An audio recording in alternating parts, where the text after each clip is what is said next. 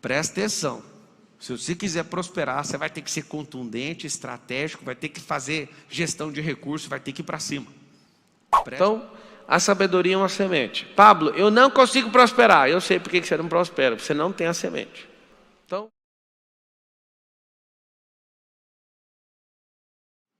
você é medroso por uma história que contaram para você. Tem gente que tem medo só de uma coisa, tem gente que tem medo de 50. Esse medo é a medida da prosperidade. Quantas pessoas não falam por maldades, mas elas não te querem ver próspero, porque isso vai acabar com elas. Justificar para todo mundo que a pandemia foi ruim, fica todo mundo em paz, né? Quando está todo mundo ferrado, todo mundo põe a conta no mesmo lugar. A culpa é a mesma coisa. Não, foi a pandemia, deixa eu te falar. Eu conheço gente demais que triplicou, quadruplicou patrimônio com a pandemia. Por quê? Porque sempre uma crise vai fazer muita gente prosperar, porque a outra parte vai cair na história. 2023, eu quero que todo mundo escreva assim, ó. 2023 vai ser o melhor jogo de todos. Falando em jogo, eu não posso ignorar. Eu assisti o melhor jogo da minha vida, final da Copa do Mundo. Eu estava sentado e assistindo aquilo, e eu fiquei pegando todos os códigos. E aconteceu um fato interessante. Quando a Argentina estava ganhando de 2-0, eu vi argentinos levantando. Vamos logo, porque a Argentina já é campeã, vamos comemorar. Levantou e saiu do estádio. E eu vi pessoas, vamos rápido, porque vira um caos, né? Tinha 90 mil pessoas lá. E eu fiquei olhando e falei, já que ganhou, vamos começar a gritar o olé, ué. Eu não tenho responsabilidade nenhuma, a seleção não é minha. E eu comecei, com um grupo de argentinos, gritar olé sozinho. Ninguém tinha gritado ainda.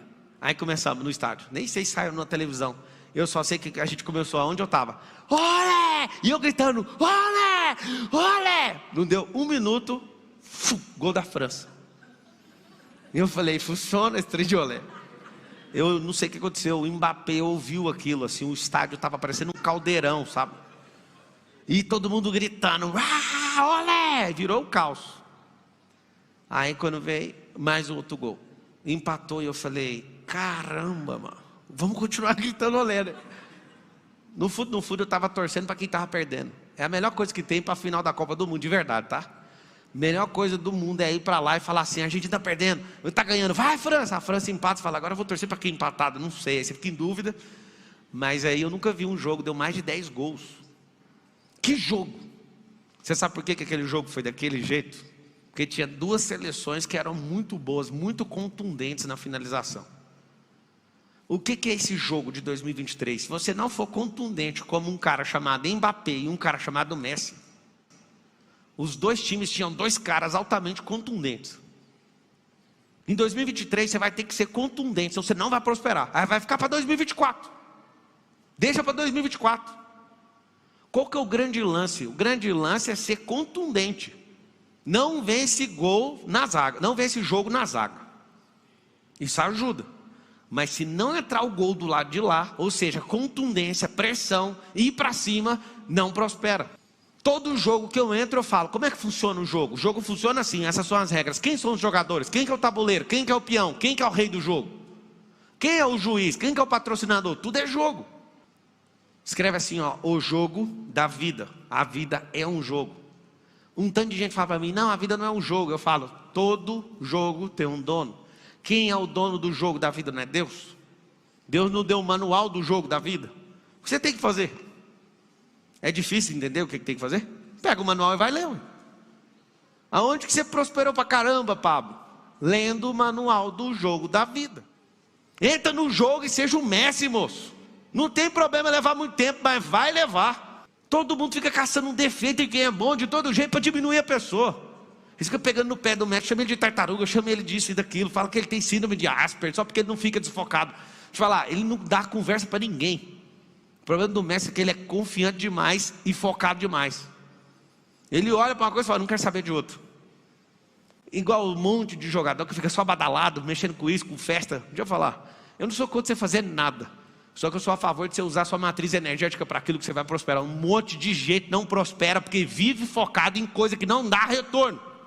Alguém fala, mas eu tenho que zoar, eu tenho que curtir a vida. Você não está curtindo a vida. Você está zoando com a sua vida. Como que você leu 1000 livros? Eu não vi Dragon Ball Z igual você, ué. Não vi Malhação, eu não vi esses trem, eu nem fui em festa. Trabalho duro primeiro, brinca para sempre. Escreve isso assim, ó. Trabalho duro vem primeiro, ó. A diversão é para sempre. Só que depois do trabalho duro. Se ficar meia boca, não vai vencer. Todo suor que você derramar em treinamento vai poupar esse sangue seu no campo de batalha. Trabalha pesado primeiro. Faz o que precisa ser feito. Eu falo para um monte de gente, aí eu vejo a pessoa testa 2 semanas e para. É interessante quando eu falo assim, não, o método IP está na turma 135. Eu nem acredito que eu fiz isso. Eu falo, gente, mas como que passou esse tanto de turma? Não é possível. É possível. Eu fiz um pacto comigo, com a minha esposa, com os meus filhos, com o pastor, com todo mundo. No final das contas, todo mundo me perseguiu. A mulher, os meninos, o pastor, todo mundo. Pablo, não fala isso, a Carol está do seu lado. Deixa eu te falar, não tem ninguém que suporta a pessoa que é obstinada em cumprir aquilo que pôs no coração. Ninguém vai te apoiar, desculpa te falar isso. Ai de você, se no começo da jornada alguém te apoiar. Você vai ser o primeiro que eu conheço. É porque no começo, vai dar certo, mas na hora da resistência. No comecinho, todo mundo bate palma. Mas na hora que vê que você é um obstinado naquilo que Deus chamou, não tem um para apoiar. Seus melhores amigos falam, você é louco. Presta atenção. Se você quiser prosperar, você vai ter que ser contundente, estratégico, vai ter que fazer gestão de recursos, vai ter que ir para cima. Escreve todo mundo assim, ó. É hora de virar o jogo. Que tem semente não tem terra. Planta na terra dos outros e prospera. Pegou o código ou não? Tem gente que tem terra, milhares de hectares, só não tem a semente. E tem gente que tem terra, semente e não prospera. Por quê? Porque não planta. Eu vou contar uma das 7 leis universais da prosperidade. Eu já ouvi pessoas dizerem que Deus dá graça para alguns de prosperar e para outros não. Deixa eu te explicar quem é Deus. Deus não faz acepção de pessoas. O que significa isso? Você gostando dele ou não, a lei é natural, é um princípio, foi a base para a fundação da terra. E aí daquele que entender com a clareza que eu entendi, se você conseguir entender, não tem como. Você vai falar, não, é assim, eu tenho que pedir perdão para Deus. Me perdoa por não entender sua obra. A palavra fala assim que a criação revela a glória, contempla. Pablo, como é que você chegou nisso aqui? Você viu de verdade alguém falando isso? Não. Eu comecei a ficar louco olhando para o Salomão. Eu queria entender quem era o Salomão e como ele comprou esse tanto de semente. Se eu te falar que a quantidade de mulheres que o Salomão foi arrumando foi para caçar demônios, você imagina ou não? Tem gente que vai pirar, eu nunca falei isso aqui na internet. O Salomão ficava caçando um por um dos demônios, um por um dos deuses. Ele não ficou de bobeira caçando para servir diabo nenhum, não. Ele entrava nessas roubadas tudo, para interpretar tudo que acontecia na terra. Ele ficava olhando para a águia voava por cima da tempestade, ele falava, isso aí é um negócio muito forte. Aí eu olhava para a formiga e olhava para isso, aí eu descobri um código. Pelo amor de Deus, aprende isso aqui, chama-se contemplação. Contemplação. Esse é o código do Salomão. Ele só parava na natureza. Leia Provérbios depois de assistir essa aula aqui.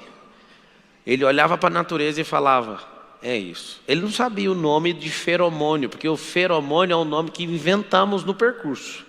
Mas ele falava, que sabedoria é essa da formiga? Não tem chefe, não tem líder, não tem... Ele não falava crachá, porque não tinha na época, eu já falo hoje. Mas olha isso aí, ó. Trabalha doidado, certinho, no verão, para ter no inverno. E aí olha para um homem preguiçoso, era assim que era escrito Provérbios. Olha para aquele bando de formiga e vê um preguiçoso passando. Aí ele via outro cara, quando pegava fumaça no olho e falava, aí ele já começava a falar do preguiçoso. Provérbios é mostrar os princípios sendo aplicados, é a vida de alguns funcionando e de outras não. Por isso ele fala muito de tolo. Quando você vê eu dando explicação sobre transbordo, também não ouvi da boca de ninguém. Foi um dia num rio, eu querendo entender como é que funcionavam os rios. As melhores lógicas que eu já descobri da natureza foi fazendo aquela palavra lá, ó, parando e olhando. Meu Deus, não é possível.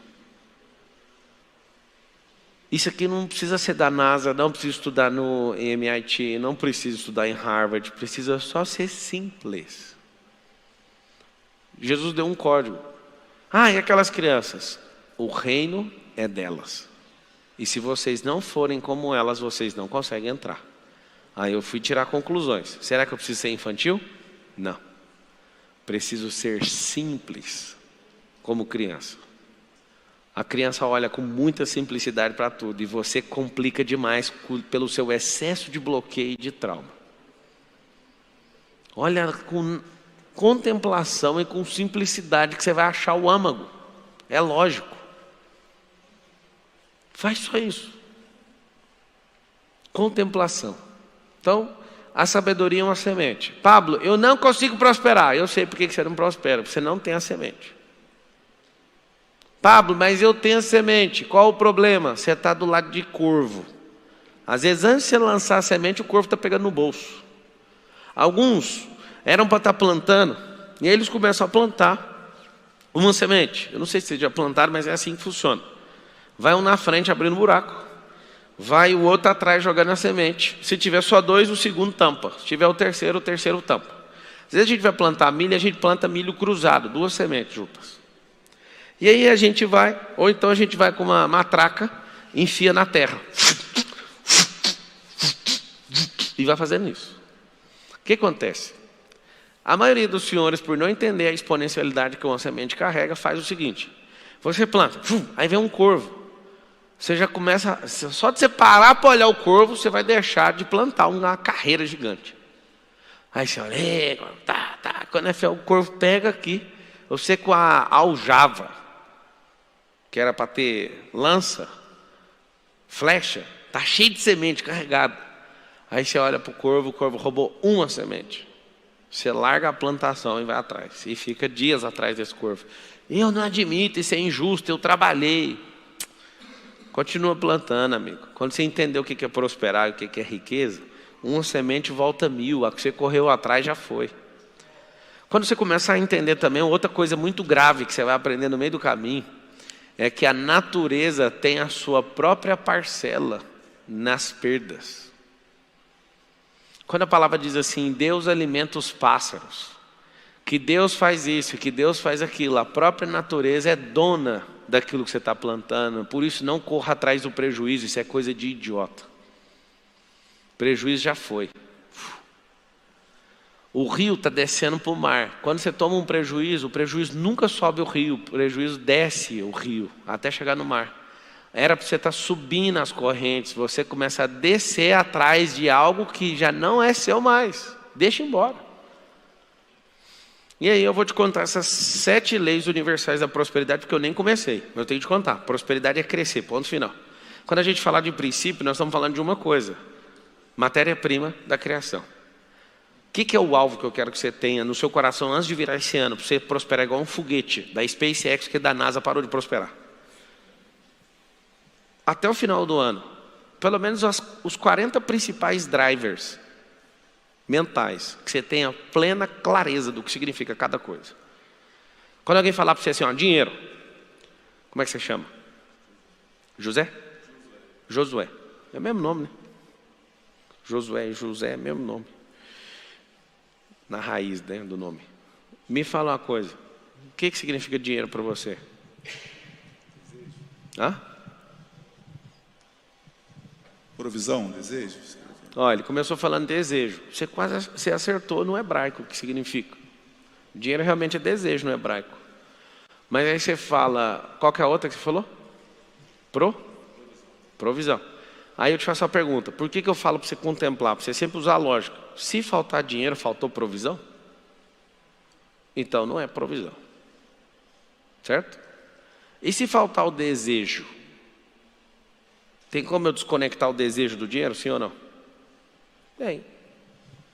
Tem gente que tem muita grana e não tem um desejo de nada, só dá ordem. Faça, ou então escolham por mim. A maior crise que o Nés já teve foi um dia que eu fui comprar uma Porsche.